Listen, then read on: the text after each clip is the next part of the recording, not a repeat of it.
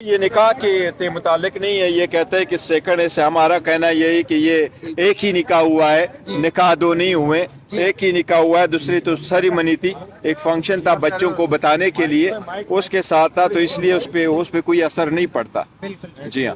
اچھا، اس کے ساتھ ساتھ اگر کوئی سزا ہوتی ہے تو جنہوں نے نکاح پڑھایا مفتی صاحب، ان کے خلاف بھی کوئی ایکشن ہوگا؟ اور جو گواہان سے ریلیٹڈ نہیں ہے، نکاح سے کوئی وہ فرق نہیں پڑتا۔ یہ وہ کہتے ہیں کہ جو نکاح پہلا سیکنڈ نکاح ہوا ہے وہ ویلڈ ہے، پہلا نکاح انویلڈ تھا، اور ہمارا یہ کہنا ہے نکاح ایک ہی ہوا ہے اور عدت کے پیریڈ میں نہیں ہوا ہے، عدت کے پیریڈ سے باہر ہوا ہے۔ سیکنڈ ایک فنکشن تھی، فوٹو سیشن، دعا اور سیریمنی تھی، کیونکہ خان صاحب نے لندن میں چونکہ اس کے بچے ان کو اعتماد میں لینے کے بعد ان کو ڈسکلوز کرنا تھا، تو جس دن نکاح ہوا ہے اس دن عدت کا پیریڈ ختم ہو چکا تھا۔ بالکل، اور یہ مانی ہوئی بات ہے، کوئی ایسی چیز نہیں ہے۔ دیکھو یہ کیس تو ایسا ہے کہ جو کیس کی بات کر رہے ہوں تو یہ لوگ کہاں سے یہ لے کے آتے ہیں؟ یہ تو صرف اور صرف اس کو اسکینڈلائز کرنے کے لیے لے کے آتے ہیں۔ ایک شیم لیس کیس لے کے آئے، اپنے بچوں کی ماں کے خلاف ایک بندہ آ کر کے اپنا الزام لگا رہا ہے، جس کے بارے میں وہ سب کچھ ہر جگہ کہہ چکا ہے کہ یہ پاک دامن عورت ہے، اور الحمدللہ وہ ہے بھی پاک دامن عورت۔ اور اسی کے ساتھ جو نکاح ہے،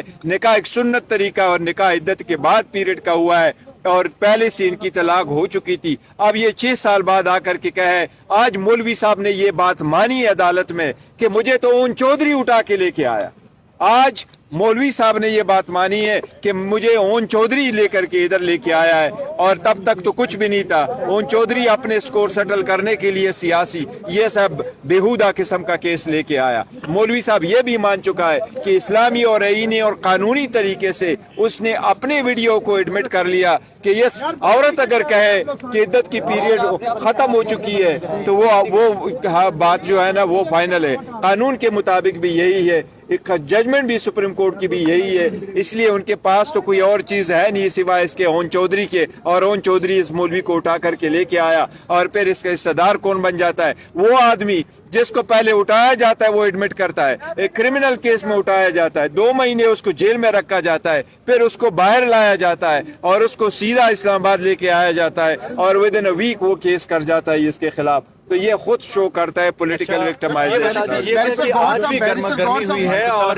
کل بھی ہوئی ہے، کیا وجہ ہے کہ آج دوسرا دن گرما گرمی ہوتی جا رہی ہے؟ دیکھیں وہ لوگوں کی کوشش ہی یہی ہے کہ کوئی ڈرامہ کر دے، تو آج کوئی گرما گرمی نہیں ہوئی تھی، کل تھوڑی بہت ہوئی تھی، لیکن آج کچھ نہیں ہوا۔ اچھا بیرسٹر گور صاحب، بشرا بی بی صاحبہ کو بنی گالا شفٹ کیا گیا، وہاں ان کو سب جیل بنی گالا کو قرار دیا گیا، اس کی کیا وجہ ہو سکتی ہے؟ دیکھو ہم نے کوئی کچھ درخواست نہیں کی ہوئی ہے کہ آپ بی بی کے لیے کوئی وہ کر دیں، ان کو اچھی طرح سے پتہ ہے کیونکہ لوگوں کی بہت زیادہ سوشل میڈیا پہ اور اس پہ بھی اس کی ایک کنڈمنیشن ہو رہی تھی، تو اس سے بچنے کے لیے انہوں نے یہ ایک موو کر لیا۔ ہماری کوئی ایسی درخواست ملا تھا ان سے کوئی ڈائریکشن انسٹرکشن لینی تھی، اور متفقہ طور پر خان صاحب کی ڈائریکشن یہ تھی کہ فور ٹائم بینگ چونکہ ہمارے سارے جو کینڈیڈیٹس ہیں اور پارٹی ہے، لیڈرشپ ہے، وہ ساری الیکشنوں میں بزی ہے، اس کے پیش نظر ہم اپنا انٹرا پارٹیز الیکشن پوسٹ پون کریں گے۔ اب الیکشن کے بعد دوبارہ شیڈول اناؤنس کریں گے، اور پھر انشاءاللہ آپ نے کہا یہ اب کی بات نہیں ہے کہ خاموش رہنے کا کہا گیا 3 سال، کب کی بات ہے؟ آپ نے کہا کہ آج کی بات نہیں ہے۔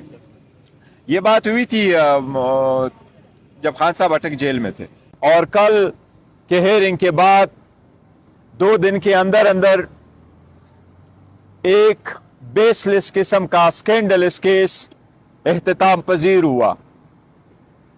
آج ججمنٹ ریزرو ہوئی، جو کل کسی بھی وقت 1 بجے اناؤنس کیا جائے گا۔ آج ہم نے جو ایویڈنس استعمال کرنا تھا گواہوں کے کراس ایگزامینیشن کے لیے، اس کی اجازت نہیں ملی۔ ہم نے جو ڈاکومنٹ سبمٹ کرنے ہیں اس کو پیش کرنے کی اجازت نہیں ملی۔ ہم نے گواہ لانے تھے اپنے 342 کے سٹیٹمنٹ کے مطابق، جو گواہ نے کل پیش ہونا تھا 9 بجے، اس کو اجازت نہیں ملی اس کی، اور کلوزنگ آرگومنٹس شارٹ پیریڈ میں کنکلوڈ ہوئے۔ ایکویٹل کی درخواست دی گئی تھی جو ود ان 10 منٹس ریجیکٹ کر دی گئی۔ اس قسم کے ٹرائل سے عدلیہ کے ساتھ بھی انہونی ہو رہی ہے۔ عدلیہ کو ہم ہر آئے دن ریکویسٹ کرتے ہیں کہ بنیادی حقوق کا تحفظ کروانا اور کرنا عدلیہ کی ذمہ داری ہے۔ وہ سارے حقوق ہمارے वायलेट होते गए। पहली मर्तबा इस स्पीड के साथ ट्रायल चलाया जा रहा है जिसकी पाकिस्तान की हिस्ट्री में मिसाल नहीं मिलती। पहली मर्तबा ऐसे ट्रायल चले हैं जिसमें हक दिफा का राइट नहीं दिया जा रहा, जिसमें क्रॉस एग्जामिनेशन के लिए वीडियो और डॉक्यूमेंट्स और डिजिटल एविडेंस की इजाजत नहीं दी जा रही है। ये सिर्फ ट्रायल के नाम पे एक ड्यू प्रोसेस के वायलेशन के करते हुए सिर्फ ट्रायल बराए नाम ही है। फैसले लग यूं रहा है जिस तरह फैसले ऑलरेडी लिख के जा चुके हैं, इसलिए लग यूं रहा है कि शायद ये कन्विक्शन की हैट्रिक कल कंप्लीट हो जाएगी। कोशिश फकत यूं की जा रही है कि इमरान अहमद खान नियाजी साहब अवाम से दूर हो, उसके दिल में ये बात डाली जाए कि अब वो बड़े अरसा के लिए बाहर जा चुके हैं।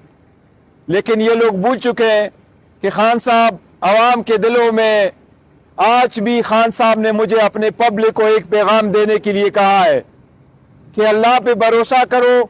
मैं जिंदगी भर यही कहता चला आ रहा हूं, इय्याका नअबुदु व इय्याका नस्तईन, अल्लाह से मदद मांगो और अल्लाह के सिवा हम किसी की इबादत नहीं करते, उसी की इबादत करते हैं।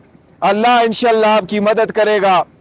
आप खान साहब ने आज ये पैगाम फिर दिया है कि 8 तारीख के लिए अपनी जिम्मेदारी निभाओ। 8 तारीख को आपकी आज़ादी की जंग है, आप अपनी आज़ादी की इस जंग में पार्टिसिपेट करो।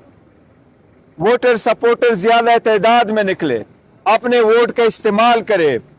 पोलिंग एजेंट अपने जब तक फॉर्म 45 न मिले अपने जगहों पे रहे। ये खान साहब की तरफ पैगाम है।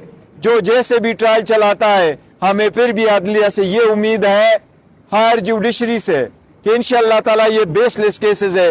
वक्त आएगा ये सारे केसेस गलत साबित होंगे और इंशाअल्लाह ताला ये खत्म होंगे। Any question?